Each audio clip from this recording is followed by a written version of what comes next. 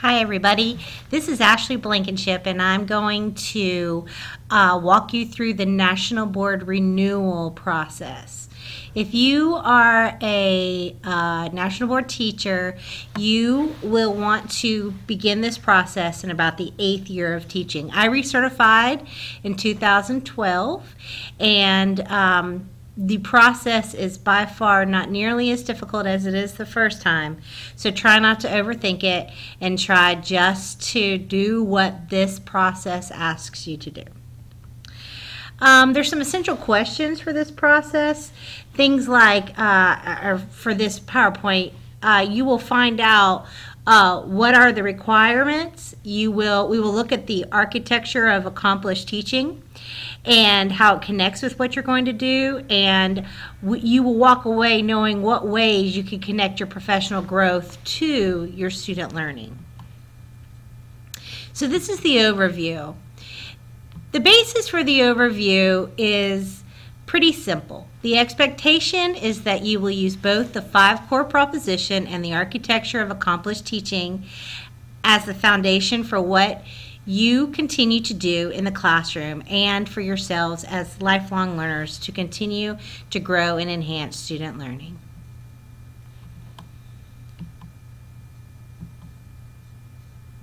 Renewal.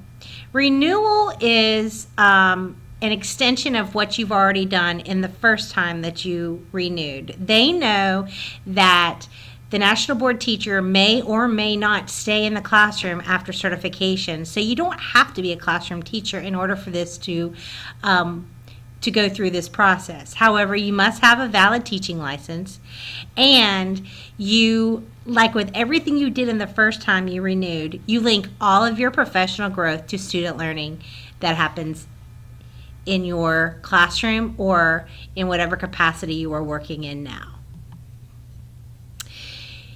You renew in either your 8th or 9th year, and you want to do it in your 8th year because you do not want to be waiting on your scores and your certificate run out, and you have to go a few months without not only the $7,500 that you get as a National Board teacher from the state, but also you're already going to lose the $4,000 stipend that the district has given you for the past lifetime of your first certification. So you want to do it in your 8th year, and then it lasts for 10 years just like your original certificate. You can renew again after that 10 years is up, but you will receive no stipend for that.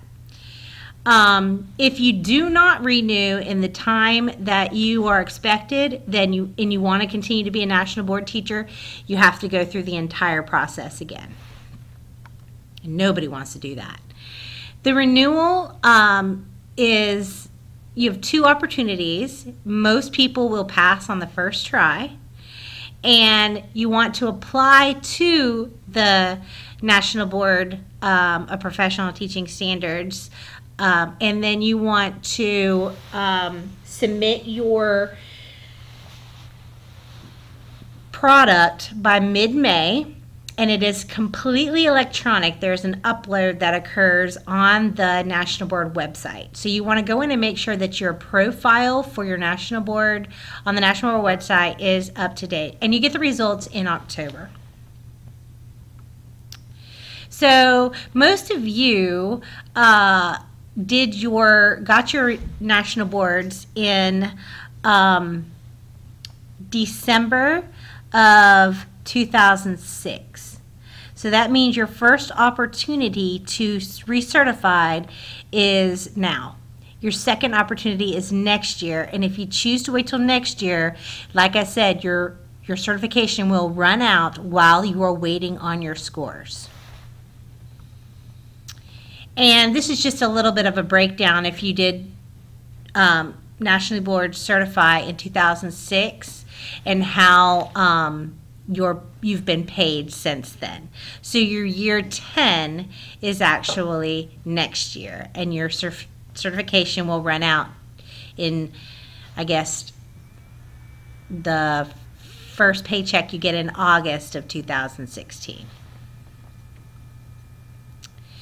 The core propositions are exactly like they were the first time. You are modeling knowledge, skills, dispositions, and beliefs. Here are your 5 core propositions.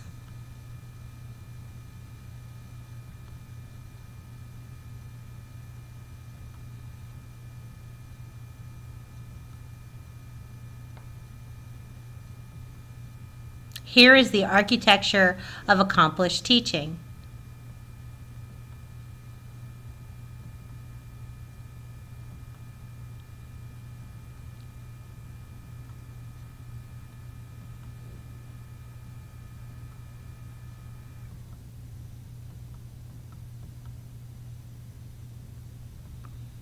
Now, let's get to the nitty-gritty. The portfolio that you're going to put together consists of 4 parts. You have component number 1, you have component number 2, component number 3, and you have a reflection. Component number 1 is going to be the biggest piece. This is where you explain 4 professional growth experiences you have had over the past 10 years. I highly suggest you take a look at everything that you've done. Use True North logic as part of, your help you remember the opportunities that you have had the opportunity to do. And you want to think of your component 1 as consisting of 4 buckets. So what I suggest you do is sit down and list out everything that you've done, every initiative you've been a part of, everything the district has given you the opportunity to do, and the things that you've done on your own. After you list all of your professional growth experiences, you then want to bucket them. So you want to kind of put like experiences together until you have 4 big ideas. I'll give you some example of big ideas. You may have a technology bucket. You may, if you've been a mentor or been a lead teacher, that might be a bucket. If you've been a part of an initiative such as PDL, that might be a bucket, or blended learning. So there's lots and lots of different buckets that you're going to be able to think about as you are putting your like experiences together.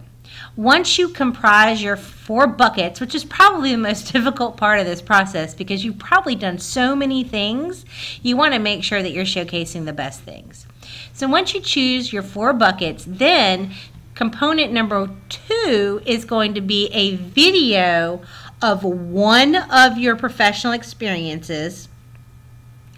And then component number 3 is either going to be a video or student work based on a different PGE or professional growth experience, or what I like to call your buckets. Then you have a reflection that encompasses all of your experience.